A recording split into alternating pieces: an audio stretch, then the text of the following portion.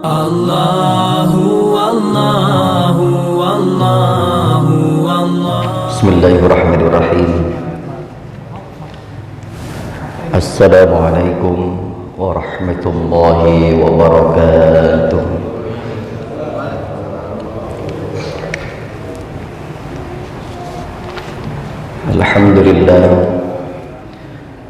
Alhamdulillahilladzi ja'alana minan nasihin wa afhamana min ulumil ulama'ir rasikhin. Wassalatu wassalamu ala man nasakh dinahu adyanal kufrati wa abtalihin wa ala alihi wa ashabihi alladhina kanu yatamassaku syari'atahu salihin. Amma ba'd.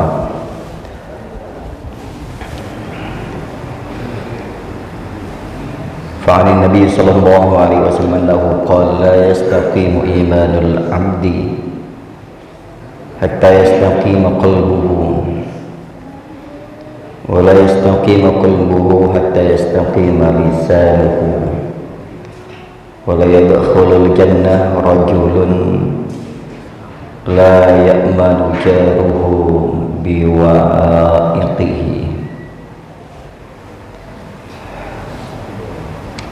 Alhamdulillah, puji serta syukur kita panjatkan kehadirat Allah Subhanahu wa taala. Salawat diiring salam semoga senantiasa melimpah curahkan kehadiran baginda Nabi Agung Muhammad sallallahu alaihi wa alihi wasallam. Sallallahu alaihi wa barik alaihi. Jemaah sekalian, bayanu khatiral lisan, bab menjelaskan tentang kekhawatiran lisan. Kalau dalam pandangan ilmu agama, lisan itu ada lisanul hal, lisanul maqal. Lisan yang berupa anggota badan kita, atau juga lisan yang berupa untuk mengucapkan atau untuk berbicara. Ini yang seringkali kemudian susah kita kendalikan, susah kita kontrol. Bagaimana seseorang banyak sekali tergelincir karena lisannya, sehingga ketika tergelincir lisannya ini banyak yang kemudian menyebabkan menjadi atau orang itu menjadi rusak atau menjadi rugi, karena faktor lisan itu kemudian yang ditimbulkan karena tidak ada pengendalian lisan, emosi, ini akhirnya orang merugi. Bahkan sahabat itu pernah menyampaikan, andaikan kamu bisa menahan sejenak saja dari amarahmu, maka kamu akan menghindarkan dirimu dari banyak kerugian. Berapa banyak kasus-kasus yang kemudian terjadi karena tidak adanya kekuatan untuk mengontrol emosi, mengontrol amarah, mengontrol hal kita. Maka ini perlu kita jaga. Nah, pada pagi hari ini yang akan kita bahas adalah bagaimana ada yang berupa tergelincirnya lisan itu dalam berupa al-mizah, yaitu dalam bentuk candaan, guyonan. Berapa banyak orang yang awalnya hanya sekedar guyon, kemudian kelepasan, kemudian ada yang tidak terima dengan guyonan kita karena kita nggak sama. Ada orang yang humoris, ada orang yang kaku, ada orang yang menanggapinya kalau dia bercanda, kita nanggapinya juga nggak serius. Ada orang yang dibecandain serius, ada orang yang diseriusin bercanda. Ada orang yang dicandain itu kemudian dia menganggapnya sebuah hal yang serius sehingga harus ditanggapi dengan hati, ditanggapi dengan emosi. Ada orang yang memang bercanda bukan pada waktunya, bukan pada tempatnya. Ada orang yang menanggapi candaan itu tidak pas sesuai momennya, sehingga orang bercanda dianggap serius. Ini bahaya. Orang serius dianggap bercanda juga bahaya. Apalagi kalau kita yang biasa bercanda, misalkan ketemu dengan orang yang serius, terus momennya nggak pas. Contoh, ada orang meninggal, kita candain, itu nggak pas momennya, karena sedang kondisi situasinya sedang duka. Ada orang yang katakan, sekarang itu banyak, terlebih di media-media sosial, orang yang jualan rugi. Ini kemudian ditanggapi dengan komentar-komentar yang tidak enak. Dan kita sering berkumpul dengan jamaah-jamaah, sering kita bercanda, tertawa, guyonan, sepintas akrab. Tapi kemudian ada yang menanggapinya dengan serius, akhirnya pemusuhan. Meskipun ini juga terjadi di masa Nabi. Terus bagaimana hukumnya? Wal munhiyun anhu al mazmum minhu huwal mudawamah alaihi wal ifrad fi. Fa ammal mudawamah fali annahu ishtighalun bil la'bi wal hijal. Wa ammal ifrad fihi fa innahu yurisu kasratud dhahki. Nah, kalau bercanda ini pada dasarnya tidak ada larangan.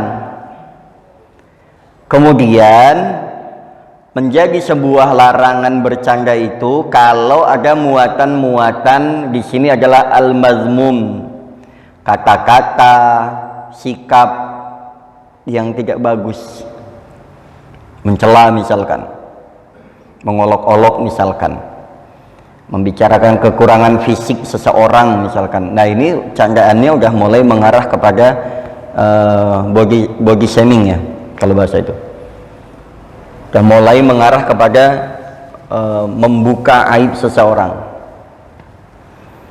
Karena siapapun orangnya pengennya kekurangannya ini kan ditutup rapat-rapat. Nah, kalau candaannya, kalau dalam hal kita di majelis misalkan, belum tentu diterima dengan orang lain.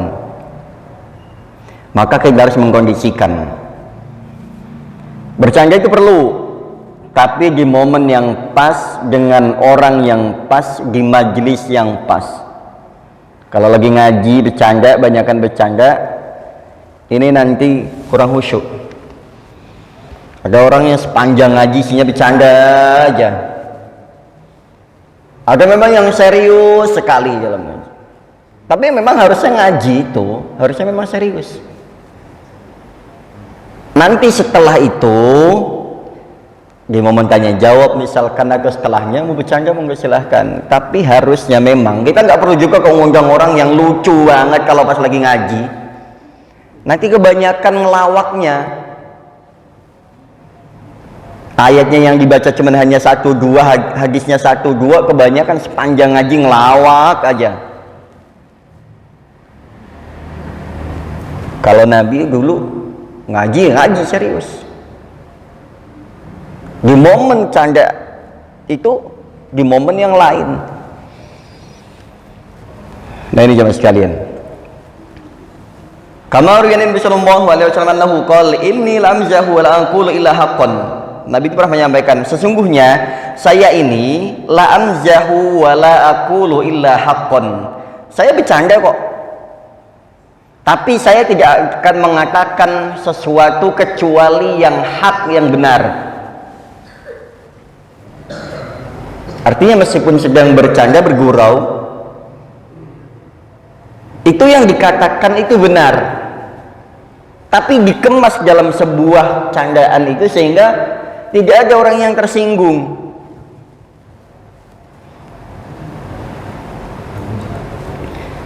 Illa anna mislahu yaqdiru ala ayyamzah wa la yaqulu illa haqqan. kecuali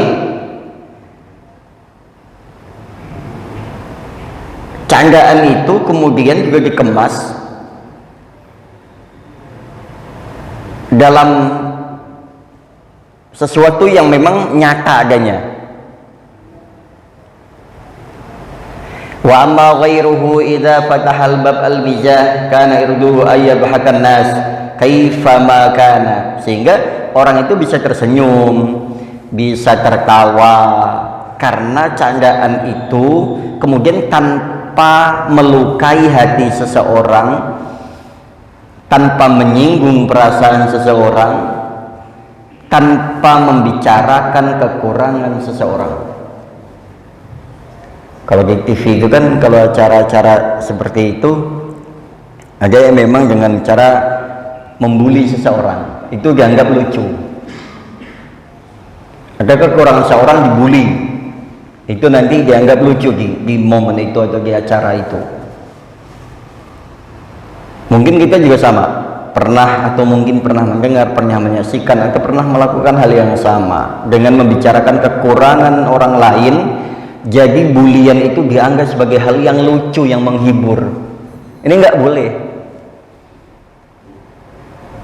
Maaf, misalkan dengan kekurangan seseorang itu kita jadikan bahan candaan, bahan bulian. Ini terutama di kalangan remaja, kalangan sekolah, di tempat-tempat pendidikan, di pesantren, di madrasah, yayasan dan lain sebagainya, di majelis-majelis. Dengan kekurangan seseorang itu dijadikan bahan untuk membuli, dan itu dengan menjatuhkan seseorang. Nabi melarang hal demikian. Wal munhiyun anhu al mazmum minhu huwal mudawam, apalagi itu dilangsungkan dengan terus menerus. Makanya kan juga kemudian sekarang itu dibahas serius sekali tentang masalah pembulian.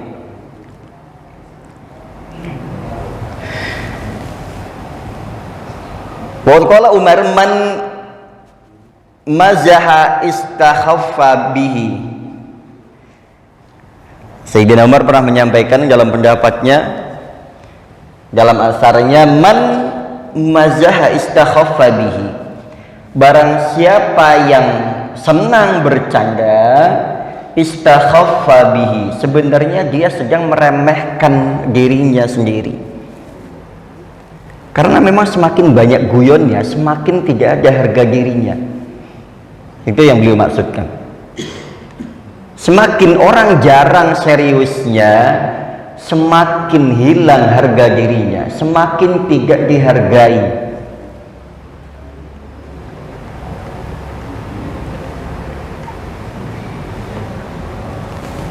Sekali lagi, sahabat Umar menyampaikan, barang siapa yang banyak bercandanya, maka dia hakikatnya sedang merendahkan dirinya.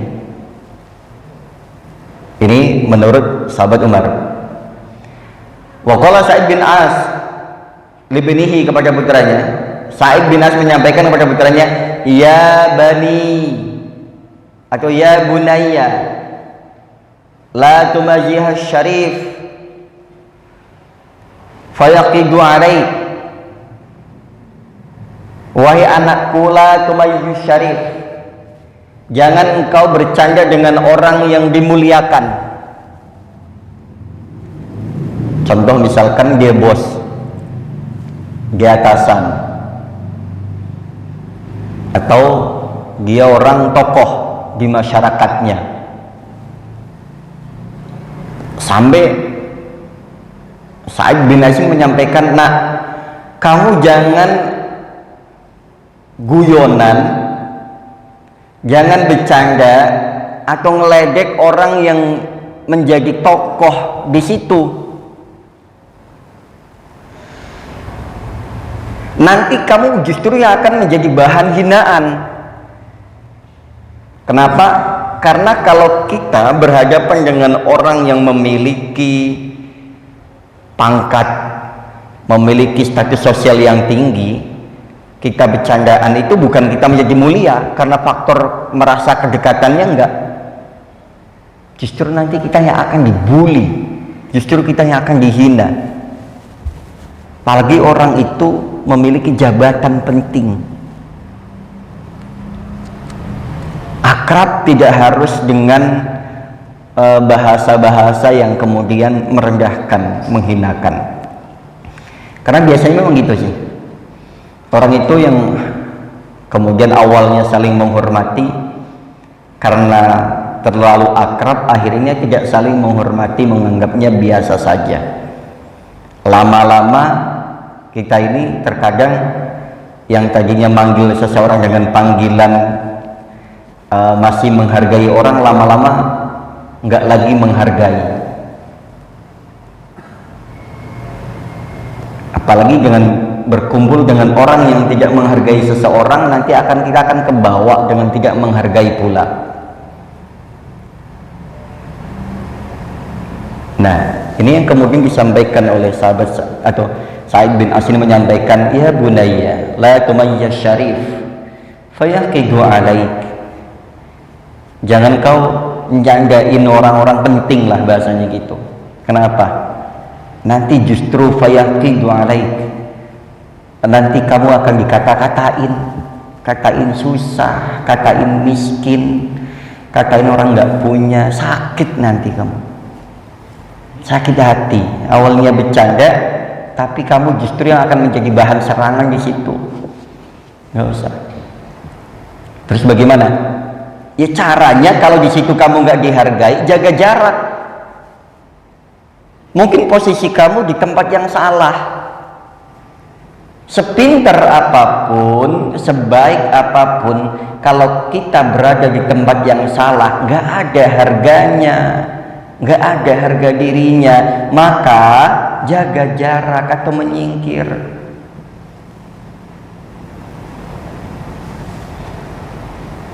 Waddana fayajtari alaik. Terus bagaimana dengan orang yang kemudian jangan bercanda terlalu banget dengan orang yang, mohon maaf, tadi kan orang yang syarif, orang yang dimuliakan. Sekarang jangan terlalu juga dengan orang yang dihinakan, fayajtari alaik. Nanti kalau kita terlalu memberikan hati kepada orang yang sekarang lawannya orang yang syarif, ini nanti juga akan ngelunjak, bahasanya gitu. Kita punya anak buah misalkan, atau punya murid, kita bercandanya nggak pakai jarak, nanti akan ngelunjak. Dengan orang yang dimuliakan kita akan dihinakan, dengan orang yang, mohon maaf bahasanya, yang secara statusnya dia di bawah, terlalu dikasih hati, nanti ngelunjak. Fayajtari alaik. Bagaimana? Ya memposisikan sesuai dengan kelas kita, sesuai dengan usia kita. Kita dengan orang yang tua banget nggak cocok, nggak pas. Harus sesuaikan umur. Oh, apakah ini artinya dibatasi? Enggak, bergaul dengan siapapun. Ini kan sedang membahas masalah guyonan, candaan. Jadi bergaul dengan siapapun, tapi ketika dengan yang tua, orang yang sepuh, nggak pas untuk kita candain dengan bahasa-bahasa kita, jokes yang kemudian nggak sesuai dengan usianya. Dengan anak terlalu kecil juga nggak pas, nanti ngelunjak juga memang. Kita kan dulu diajarkan ketika kita anak-anak kecil itu bagaimana adabnya. Ini kembali malah jadi membahas adab. Kita dulu diajarin dari kecil itu, nak, sama orang tua, sama orang sepuh itu hormat. Kalau sama yang lebih muda itu cinta, sayang. Nah, ini yang anak-anak sekarang ini, yang kecil berani sama yang tua, yang tuanya kurang bisa ngajarin yang mudanya. Sehingga maaf, kita sekarang udah susah menjumpai anak-anak yang akhlaknya yang baik gitu. Kenapa? Karena semakin hari itu semakin tergerus anak-anak kita, dari mulai bahasanya, tingkah lakunya, Ini faktor lingkungan, faktor pendidikan, pergaulan, dan juga faktor hobi juga diantaranya. Apa misalkan ngegame dan lain sebagainya. Sekarang bahasa game itu kotor sekali. Apalagi orang tua nggak di situ, kurang begitu protektif, sehingga anak-anak ini leluasa.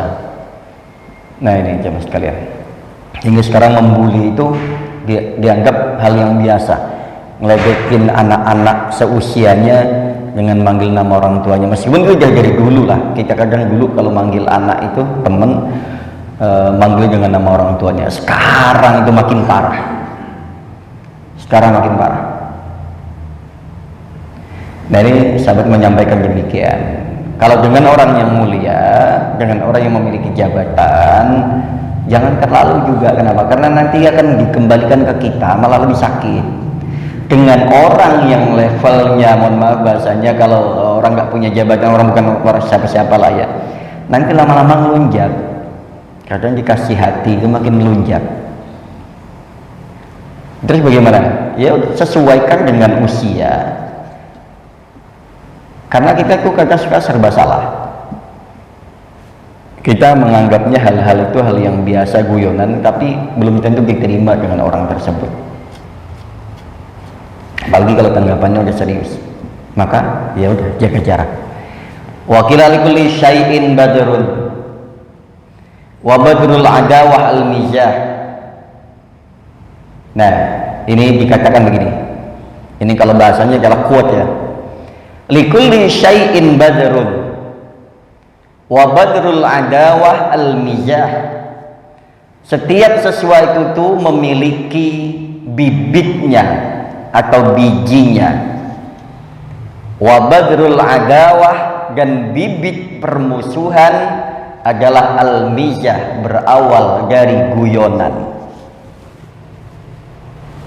Sekali lagi ada quote mengatakan, wakil aja katakan likulli syai'in badrun wa badrul adawah al-mizah.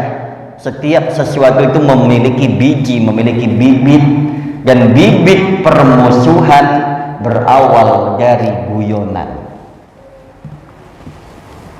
Berapa banyak kita udah kehilangan teman, kehilangan orang-orang yang kita dulu kita anggap dekat karena berawal dari ngobrol ngalor ngidul, guyonan, kemudian tersinggung, musuhan, nggak mau deketan lagi. Bibitnya dari situ. Tidak saling memahami, akhirnya saling tersinggung. Yang satu menganggap biasa saja, yang satu menganggap serius. Apalagi ketemu dengan orang yang sensitif, susah. Urusannya hati. Apalagi kalau yang terluka hatinya, susah disembuhkannya. Apalagi kalau dia nggak mau sembuh. Kalau terluka dia sensitif, kemudian dia tergores. Goresan itu kalau kita obati bisa sembuh, tapi kalau dia nggak mau berobat, nggak mau sembuh, ya nggak akan sembuh. Goresan lama-lama menjadi luka menganga, menjadi parah, musuhannya parah, hilang teman, hilang saudara. Ini yang kemudian Islam itu tidak melarang untuk kita guyonan. Jangan terlalu serius juga, guyonan ada, tapi sesuaikan dengan waktu dan tempatnya dan dengan siapa. Nah ini kenapa mustallabatul linnahi muqti'atun lil asdiqa. Dari sebab itulah yang kemudian ini menyebabkan hal itu dilarang, guyonan berlebihan. Kenapa? Muqti'atun lil asdiqa, karena bisa memutus pertemanan, persahabatan, memutus persaudaraan. Karena bibit tadi kita munculkan yang kemudian akhirnya berakhir tidak termaafkan. Wa minal ghaladil azim ayat takhidal mizah hirfatan yuwadhibu alaihi wa yufratu fihi thumma yatamassaku bi fi'li rasul sallallahu alaihi wasallam. Dan termasuk kesalahan yang besar, ayat tahidal mizah, seseorang itu menganggap guyonan itu hirfatan, sebagai hal yang biasa, yang wajar, yang kemudian setiap sesuatu harus ada guyonannya, harus ada candaannya. Itu menganggapnya demikian, yuwadhibu alaihi wa yufratu fihi kemudian dia menjadikan kebiasaan. Ini sebuah kesalahan yang besar. Kalau bibit itu dimunculkan, kemudian dipiara, kemudian menjadi banyak, tumbuh, akhirnya bibit permusuhan itu, ini yang kemudian nantinya akan menjadi pemutus silaturahim.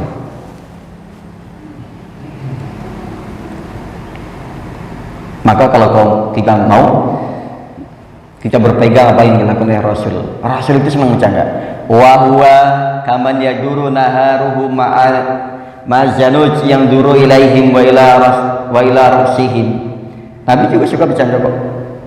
Ini diceritakan karena Rasulullah sallallahu alaihi wasallam adzana li Aisyah bin nadri ila rusis zanuj fi yaumi Id wa huwa khatab. Rasul itu pernah bercanda kepada Sayyidatina Aisyah, pernah. Rasul juga pernah bercanda dengan sahabat-sahabat yang lain, karena memang tidak dilarang. Nah, ini salah satu, nanti kita sebutkan bagaimana bentuk candaannya Rasul, yang memang awalnya juga orang tersinggung, tapi Rasul itu tidak mengatakan, lagi sampaikan wala aqulu illa haqqan. Candaan saya ini memang kenyataan nyata gitu. Fa in kunta taqdiru ala an tamayyaza wala taqul ila haqqan wala tuaddi qalban wala tufritu fihi wa taqtasiru alaihi ahyanan ala nadur fala haraja alaika fi. Nah, ini menyampaikan fa in kunta taqdiru ala an tamayyaza, kalau kalian mampu, mau, bisa bercanda, silahkan. Tapi wala taqulu illa haqqan, jangan katakan dalam candaan itu kecuali yang hak. Wala tu'dzi qalban, dan jangan sampai menyakiti hati dan perasaan orang lain. Wala tufrid, jangan kebablasan.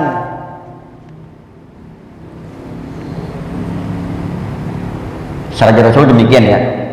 Kalau mau bercanda silahkan, tapi jangan ada ucapan, ungkapan, perbuatan kecuali itu hak, dan jangan sampai menyakiti hati dan perasaan orang lain. Wala tufrid, dan jangan kebablasan, jangan keterlaluan. Wa taqtasiru alaihi ahyanan, tapi Rasul menyampaikan kurangi. Wa taqtasiru, kurangi candaan itu. Jangan hidupnya hanya isinya untuk tertawa aja, guyonan aja.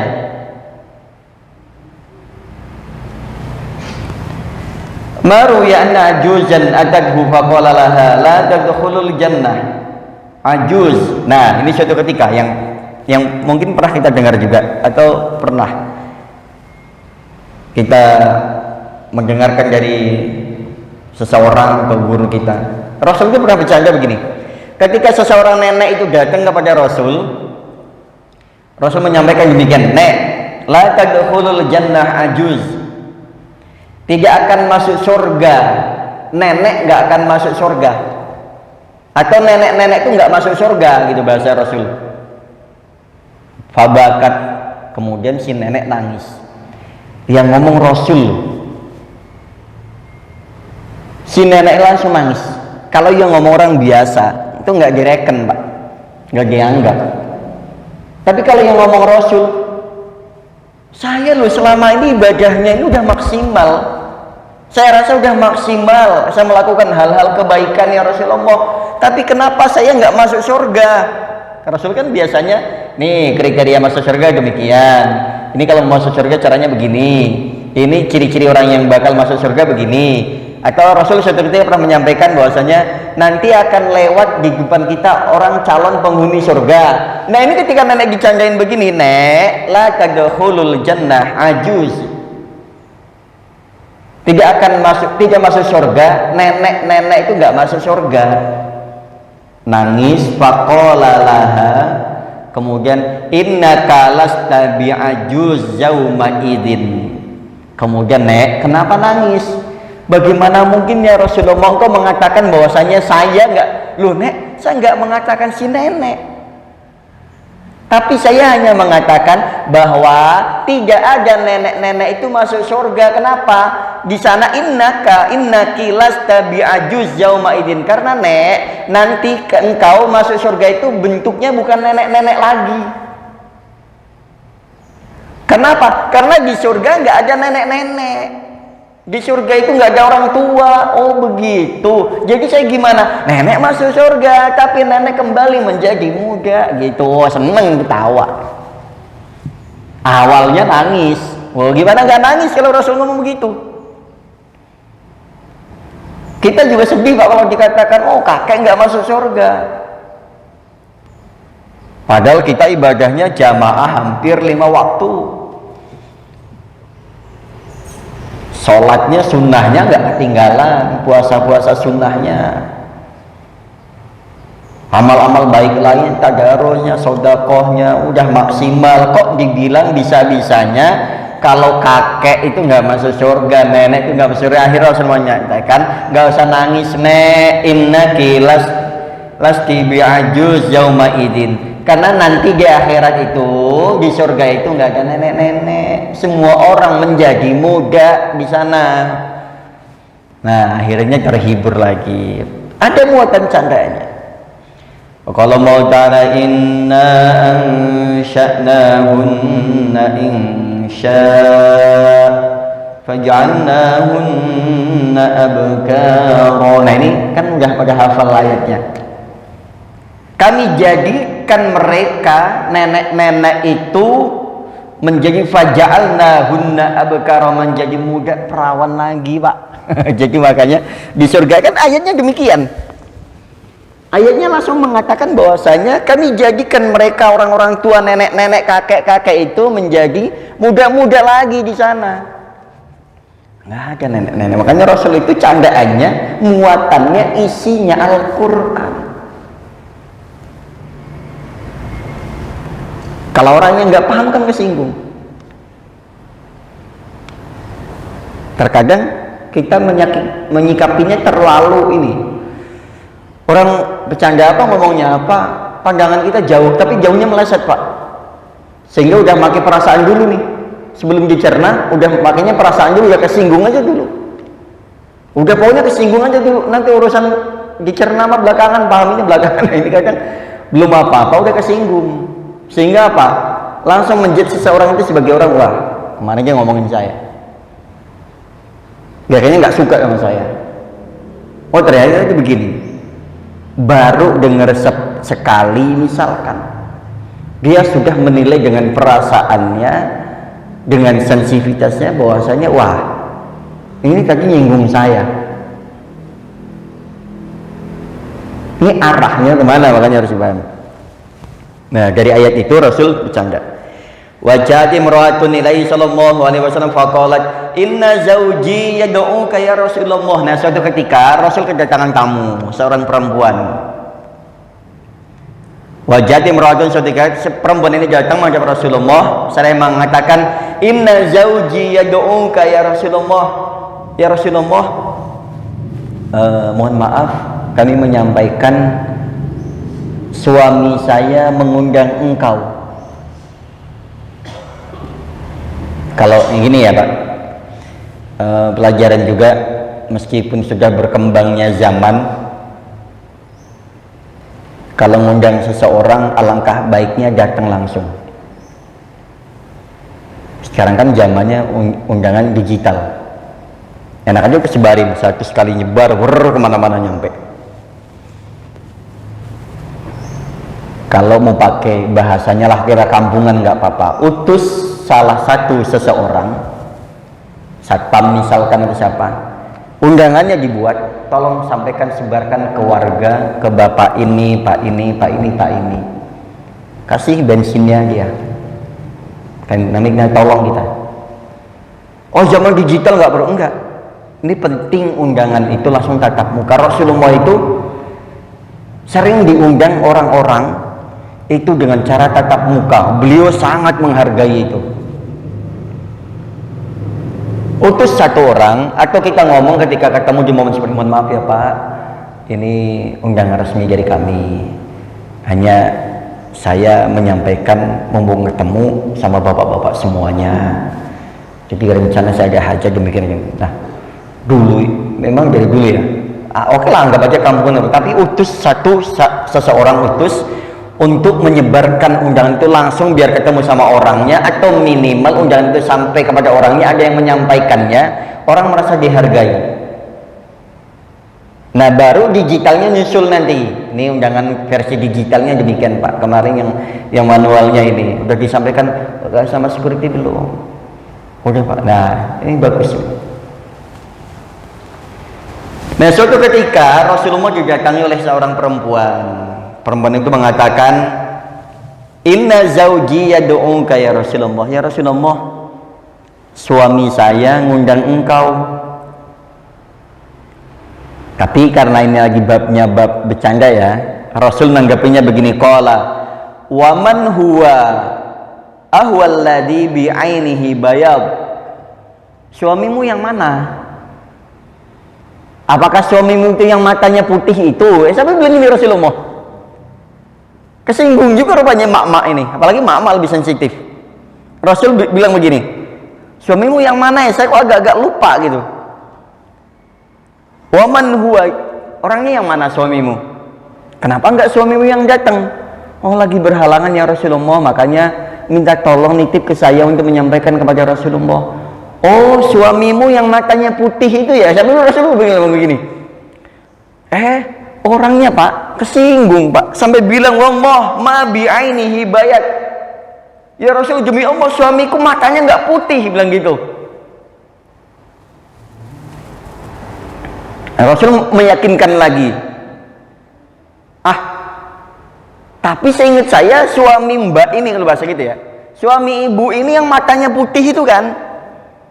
Ya Rasulullah, demi Allah, sampai bilang demi Allah gitu kan. Kalau orang zaman itu kan selalu mengatakan demi Allah ya.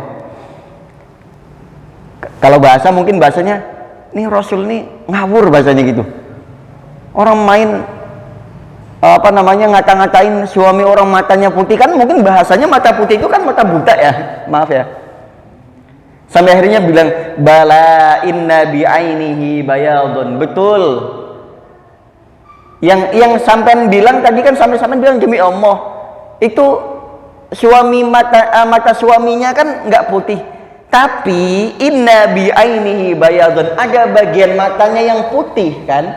Sampai Rasul bilang begitu. Faqalat la wallah, sampai akhirnya bilang enggak kok, sumpah demi Allah enggak ada. Faqala sallallahu alaihi wasallam ma min ahadin illa wa bi'ainihi bayadun. Sampai Rasul mengatakan begini, loh zaman lu kok singgung, kenapa? Loh Rasul kok tiba-tiba ngomong suami saya matanya putih? Orang putih itu kan orang buta, nggak bisa ngelihat, matanya putih semua. Sampai Rasul bilang, faqala sallallahu alaihi wasallam ma min ahadin illa wa bi'ainihi bayadun. Demi Allah, tidak ada seorang pun yang di matanya tidak ada putihnya. Tidak ada seorang pun yang di matanya, kecuali setiap orang itu ada bagian mata itu yang putihnya, kan gitu Rasul bilang gitu. Oh, sampai akhirnya pahamlah si ibu ini. Wa aradal bayat zalikal muhit bil hidka, yaitu nah ini bagian putih-putih mata itu. Ini yang Rasulullah maksud, bukan seluruhnya putih. Rasul mengatakan candaannya itu, oh suamimu yang matanya putih itu ya. Iya, karena orangnya kan apalagi si ibu-ibu sensitif, kesinggungan. Langsung bilang, Rasul kok bilang begitu? Enggak kok, suami saya matanya enggak putih. Betul. Diyakinkan lagi, suami ibu yang matanya putih itu kan, yang ngundang saya enggak datang, karena saya enggak tahu nih suami ibu yang mana. Tapi saya meyakinkan bahwa suami ibu yang matanya putih itu kan. Oh enggak kok, demi Allah enggak putih ya Rasulullah matanya. Diyakinkan lagi, Rasul bilang tidak ada seorang pun yang di matanya kecuali ada bagian putih-putihnya, kan begitu kan. Nah Si ibu, oh itu maksudnya. Iya, kan semua orang ada bagian mata itu hitam, ada bagian mata itu putih. Akhirnya paham. Nah, itu yang kemudian dimaksud. Nah, suatu ketika ada lagi satu lagi. Wajah imra'atun ukhra faqalat. Kemudian ada datang perempuan lagi kepada Rasulullah. Ya Rasulullah, ahmilni ala ba'ir. Faqala bala Aliyun ibnul Ba'ir. Bala ala ibnil Ba'ir. Faqalat ma asbihi innahu la yahmiluni. Faqala sallallahu alaihi wasallam ma min ba'irin illa wa huwa ibnu Ba'ir. Nah, suatu ketika Rasulullah kedatangan di tengah-tengah orang ramai gitu kan. Perempuan ini datang kepada Rasulullah minta bantuan. Ya Rasulullah, saya kesusahan nih. Sampai kesusahan demikian aja minta tolongnya sama Rasulullah. Saking orang itu percayanya luar biasa, Pak. Orang itu kalau udah dipercaya sama seseorang, sampai orang itu urusan sepele aja pengennya ngadu sama orang itu. Ya, contoh misalkan ada seorang ustadz yang kemudian ditokohkan atau jamaahnya banyak, kadang hal-hal sepele aja, urusan rumah tangga yang kecil remeh itu diaduin di majelis itu. Karena apa? Karena orang itu sudah dapat feel-nya udah nyambung gitu. Nah, rata-rata itu Rasulullah ini dikagumi bukan hanya di kalangan sahabat laki-lakinya. Rasulullah juga dikagumi di kalangan ibu-ibunya, sampai bahkan urusan yang kecil yang seharusnya nggak begitu penting saja sampai ngadu kepada Rasulullah. Ini contohnya. Suatu ketika ada seseorang perempuan bilang begini, ya Rasulullah, ahmilni ala ba'ir. Ya Rasulullah, tolong bantu saya dong untuk naik ke atas unta. Sampai ke atas unta saja minta dibantu oleh Rasulullah. Akhirnya Rasul jawabnya begini dengan entengnya Rasul, bala ala ibnil Ba'ir. Oke, saya bantu naikkan ke atas anak unta ya, bilang begitu. Kalau boleh bahasa bilang gini, orang minta dibantu naik ke atas unta yang dewasa gitu kan, kok Rasul tiba-tiba bilang mau dibantu naik ke atas anak unta. Kan kita tahu posturnya orang Arab itu kan bongsor-bongsor kan, baik yang cowoknya maupun yang ceweknya kan bongsor-bongsor, tinggi-tinggi. Nah, kalau naik ke atas anak unta otomatis kan nggak kuat itu anak unta. Sedangkan si ibu ini, si perempuan, si cewek ini minta dibantu naik ke atas unta yang dewasa yang dia maksud. Rasul sampai akhirnya menjawab, bala ala ibnil Ba'ir. Oke, saya bantu untuk naik ke atas anak unta ya. Akhirnya ma asna'u bihi. Saya nggak mau ya Rasulullah kalau naik ke atas anak unta. Orang saya maunya ke atas unta yang dewasa ini kok. Karena kalau naik unta kan susah. Unta itu kan tinggi, besar.